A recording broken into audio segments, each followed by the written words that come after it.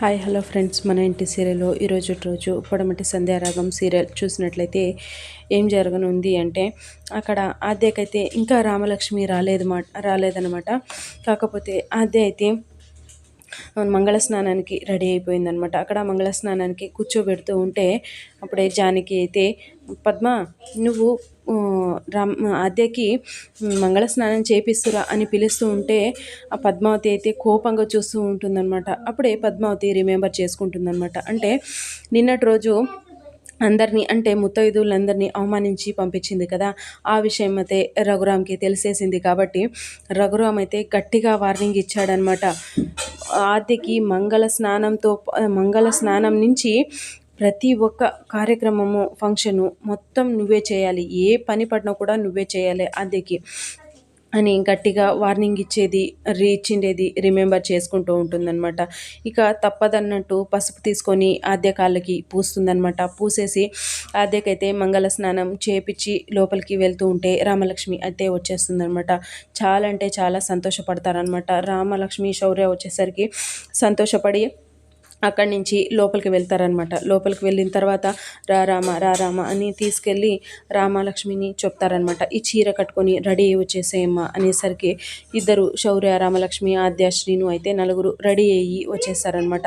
అక్కడ రాకన్నా ముందే జానకి అయితే తాలిబొట్టు, అంటే నల్లపూసలు అక్కడ దారంకి వేస్తూ ఉన్నిందనమాట.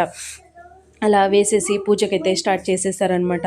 ఆద్య, శ్రీను, రామలక్ష్మి, శౌర్య నలుగురు వచ్చి కూర్చుంటారనమాట. అక్కడ ఫంక్షన్లో వచ్చేసి కూర్చుంటారనమాట. కూర్చున్న తర్వాత పంతులు గారు పూజ స్టార్ట్ చేసేసారనమాట. స్టార్ట్ చేసి కంకణాలు అయితే ఇద్దరికి ఇస్తారనమాట. అమ్మాయిలకి కట్టండి అనేసి ఇవ్వగానే శౌర్య రామలక్ష్మికి కడతాడనమాట.